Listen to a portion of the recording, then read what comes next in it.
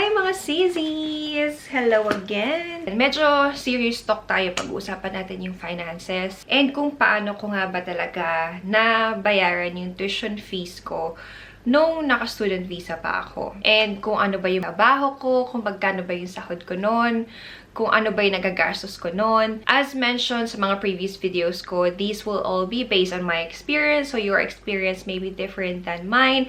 Some, they're earning more than me. Maybe, you know, they're paying lesser tuition fees than me. It all varies. But for this certain video, tungkol to sa experience ko as a Filipino international student noong 2016. Topics na itatakal natin for today. Paano ba ako nakasurvive for just working 20 hours per week? And mag-share ako ng mga tips. Then, mag-real talk tayo for today. So, if you're interested to know kung ano yung story ko, keep on watching.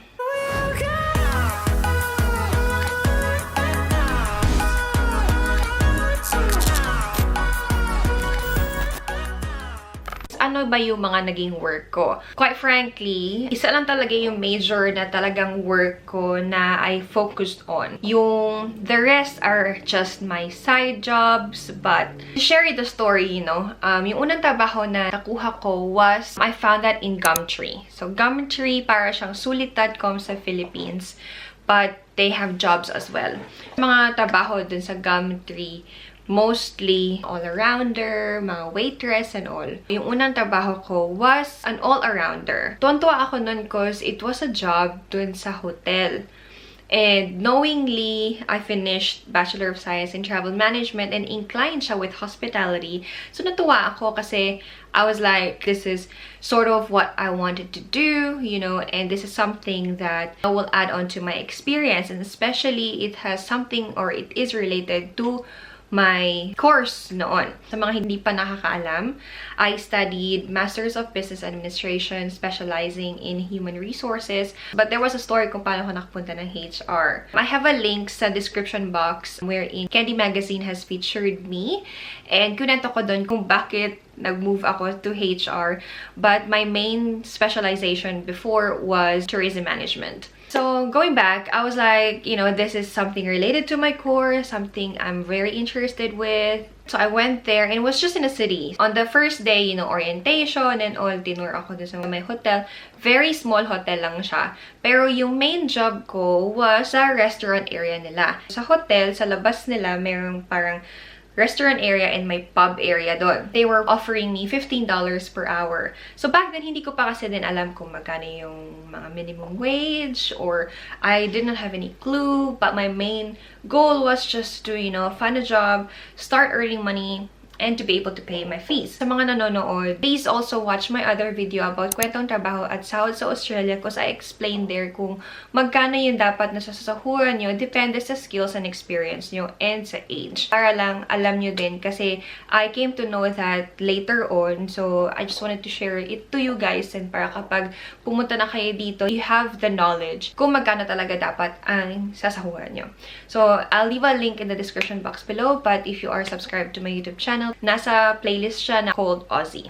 So anyhow, moving forward, no, I didn't last that long dun sa job na yun because there was a funny and crazy experience. One reason kung bakit hindi ako nag-last doon because it is a night shift. Wala nga akong car, so yung lalakarin ko from the hotel to the station. Madilim siya na area and wala masyadong naglalakad doon na at night time. And then number 2, lahat ng katabaho ko ay lalaki. Which is fine. Hindi naman siya big factor. Like, I've got friends who are male and umaalis naman ako with the barkada na puro lalaki. But since, you know, baguhan nga ako doon and hindi ko nga feel pa yung mga tao. So, I was like, maybe this won't work. But, you know, I tried. So, yung pub sa gilid, hindi talaga ako doon assigned.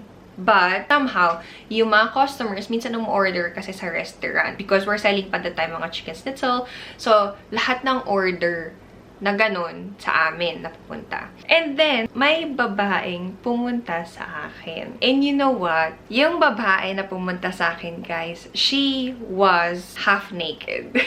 So, kita yung boobs niya. May hawak siya na parang serving na something. So, doon siya nag-work.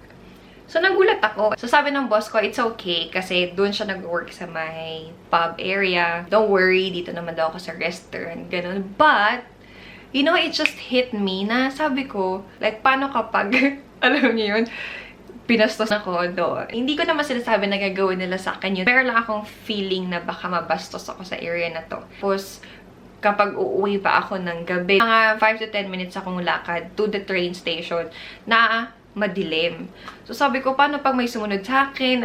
I was just so paranoid back then. So, hindi na ako tumuloy. So, that was the first job. And then, yung second job ko, ito na yung finocus ko talaga. Ni-refer ako ng friend nung auntie ko na nandito sa isang GP or general practitioner na clinic and as a receptionist. A lovely couple na nag-hire sa akin. They're both Egyptians. They're really nice. Para din nila akong daughter. Kaya natuwa naman talaga ako dun sa work ko na yon. So, meron dong 2 to 3 doctors. Minsan, 2 lang.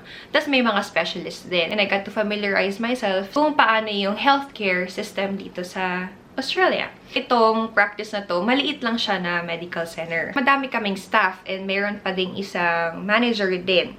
So, kung siya yung nag-work doon, obviously walang shift for me. And if ako nag-work, wala din shift for the rest of the girls. Medyo nag-aagawan kami ng shift. So, doon guys, i-reveal ko ang aking sweldo kung magkano. Nasaan na ba yung papeles ko? So, back then, so I started working there 2016, yeah? So, if you see, teka, yan. So, ito yung isang fortnight. Ang hours lang na nabibigay sa akin noon was 24 and 50. Itong fortnight na to. Tapos yung sunod naman na fortnight, ito naman siya. 22 hours lang ang na-work ko nung fortnight naman na sunod. Tapos yung the week after, ayan, so medyo nag-i-increase na yung shifts ko. So, yung shift ko neto, naka-highlight siya na pink ha. 21 hours and 50. Tapos, itong 22 hours. And then, ito was 38. So, almost 40. And then, ito naman, ay, coconut ka. Tik na ako mahulog. Ayan, 38 din. So, as you know, diba, 40 hours lang per fortnight pwede mag-work kapag naka-student visa ka. So, hindi talaga siya guaranteed na 40 hours, especially kapag naka-casual ka. And, nag-vary din yung sahod ko nun. So, yung sinabi talaga sa akin na sahod nun was $20 ang ibabayad sa akin. And back then, hindi ko pa alam kung magkano talaga yung award rates. And as mentioned, kung hindi kayo familiar kung ano yung pinagsasabi ko na award rate, check nyo yung isa kong video after this video and I was able to explain dun sa video kung ano yung award rates, okay? So, yung 24 and a half, ang kinita ko dyan was 490 and that was $20 per hour. Tapos, yung sunod naman na fortnight, 22 hours yung trabaho ko and they paid me, magkano yan? 450. So, pumapalo siya ng $20.45 per hour. So, nagbabago. Hindi ko alam kung bakit. Nakakatuwa lang kapag minsan ini-increase niya, ganun. But, I feel like, depende din dun sa patients kasi, kasi binibilang din namin kung ilan yung patients na na-assist ko. So, ang computation natin ngayon, for example, na-achieve ko yung 40 hours, like ideally. 20 per hour times 40 hours per fortnight. So, ang magiging sahod natin ay 800 per fortnight. Yeah? 800 na per fortnight na yan, if we convert it sa Philippine peso, minsan kasi yung AUD is 35 or minsan 37. So, gumit na tayo, magta-36 tayo, okay? So, 36 meaning, ang sahod natin is about 28,000. Per fortnight yan, mga sis. Pero, huwag tayo maging masaya dyan. Kasi hindi pa tayo nagko-compute ng expenses natin. And trust me, hindi malaki yan. So, malaki siguro yan when it comes to like, pag i-convert talaga siya sa Philippine peso kasi that's every fortnight. Meaning to say, in a month, you'll get about 50,000 as salary. Mga sisi, nakalimutan ko palang sabihin sa inyo na yung sweldo na binanggit ko, wala pang tax yan. So, meron akong isi-share sa inyo kung saan nyo makikita kung magkano yung dapat na tax na kakaltasin sa inyo, depende sa kung magkano yung silahod nyo on a fortnight. So, punta kayo sa inyong web browsers and then search for fortnightly tax table and then make sure to click the one from the ATO website and then yung PDF na file. So, if you click on that, sa first column, hanapin nyo yung magkano yung sunweldo nyo on that fortnight. Tapos, Sa pangalawang column, tsaka nyo malalaman kung magkano yung tax na kakaltasin sa inyo. So, kung mapapansin nyo, kung hindi pa kayo umabot ng at least around, I think, 724, di pa kayo ita-tax ng ATO. So, kumbaga, yun yung parang minimum nila. Kung mas mababa sa 700 yung sahod nyo, then wala kayong tax na babayaran. So, very helpful din to mga CZ to know kung tama ba yung tinatax sa inyo ng inyong employer. So, let's proceed kung paano yung arrangement ko before sa expenses ko. I came here and I was living with my auntie. So, hindi ako nagbabayad ng rent. I only need to worry about my tuition fees. So, ang nangyari was, when I came here, I convinced my mom to lend me some money. Sinasabi kong lend kasi hindi naman na siya responsibility ng mom ko to pay for my masterals. Kasi tapos na yung responsibility niya sa akin after college, diba? Hanggang dun lang yon. So anything further study, ako na kasi talaga yung may gusto. So sabi ko, manghihiram ako ng pera sa kanya and later on, I'll pay her. So yung arrangement namin, once I find a job, magsa-start ako na magbabayad ng half every quarter. Kasi yung una naman na babayaran mo is yung insurance, yung visa, and yung first quarter na tuition fee mo para makapunta ka dito. So, yung ongoing na fees mo, dito mo na babayaran. So, I told my mom, once I find a job, I'll start paying half of the tuition fees and she'll have to cover for the half. So, nakayanan ko ba yung kalahati? That's what we'll have to find out. So, ganito yung tax invoice ng Western Sydney. So, 2 subjects lang kami every quarter. And I have to pay 6,850. Yan. So, yan yung total due every quarter, which means every 3 months, you have to have that amount with you. Meron pang, I forgot na yung frequency nung pagbayad ng miscellaneous fee, pero ang tinatawag nila dito is student services and amenities fee. Kailangan mong bayaran na additional cost of 147. Ayan. So, technically, kailangan mong mag-prepare ng about 7,000 per quarter. And that was 2016. 2016, 2017, nung nag-uni ako. So, maybe the cost right now has changed. Kuha tayong calculator. So, bale 7,000 yun, diba? Times 36, for Philippine peso, you need about 252,000 per quarter in order to pay for your tuition fees. So, I need 7,000 divided by 2, I need 3,500 AUD every quarter. And magkano yung sweldo ko kanina? I have 800 per fortnight. Times 2, I'll be able to earn 1,600 per month.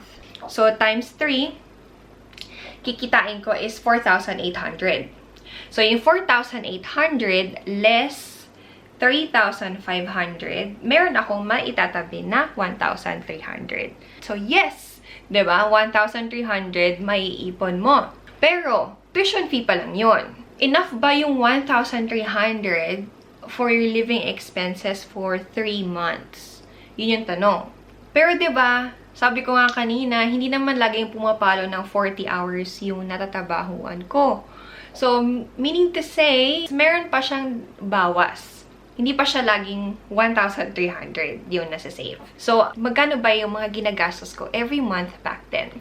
So, yung transportation costs ko noon, I pay $60 per fortnight sa Opal card ko. Yung Opal card is the same as Beep card sa Philippines, wherein that card serves as your ticket kapag when you take public transportation. Dito sa Sydney, because there's different tawag sa mga cards when you go to different states. So, yung Opal ko, I top it up for $60 every fortnight, and that is already enough to cover for my travel back and forth sa school, sa work, and hindi naman siya exact na $60. May sobra pa dun mga sis, kasi ayoko din nung lagi akong kulang when it comes to transportation, kasi very, very important siya.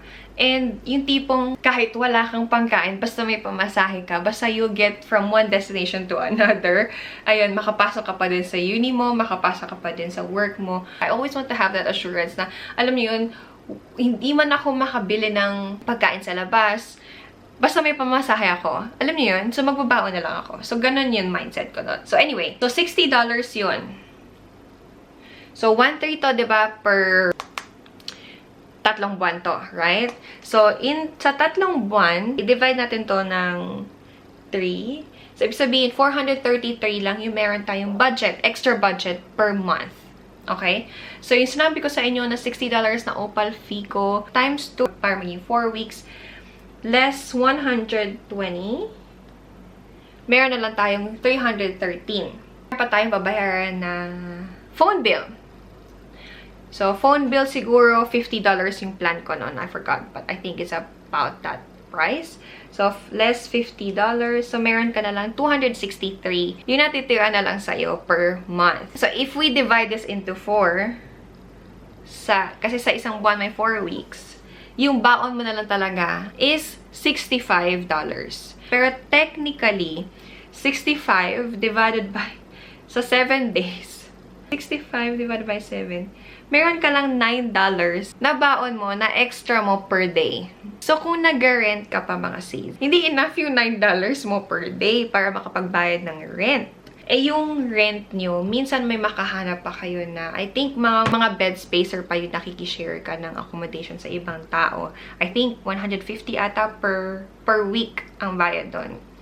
So, saan ka pa kukuha nun? And wala pa tong food, mga sis. Swerte ko noon kasi may bahay akong inuuwian and may katulong ako sa tuition fees. But if you come to think of it, I still struggle kasi hindi naman ako laging may 40 hours na shift. So, kailangan diskartehin mo pa yon para mabuo mo yung 40 hours. So, like I said before, kapag nga hindi pumupunta yung cleaners namin dun sa clinic, nag-o-offer ako na maglinis ako ng clinic kasi nga ando naman na ako. And then, they'll just add that sa hours ko. Para-paraan na lang talaga. And when it comes to holidays, kapag hindi ka nag-uni, 1 to 2 weeks lang naman talaga yung break mo. Pwede kang mag-work unlimited hours. So, dun sa mga time na ganun, pwede kang mag-ipon, pwede kang magtabi para sa sarili mo.